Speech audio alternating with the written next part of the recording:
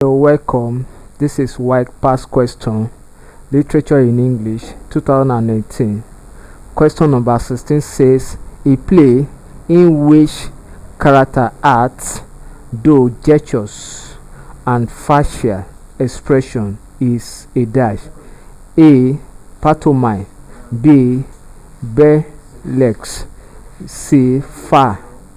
Then D. Melodrama. The correct option here is pantomime.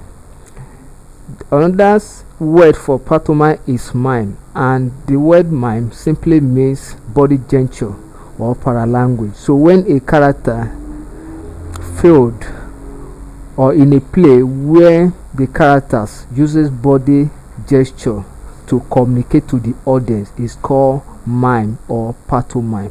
Thank you and God bless you.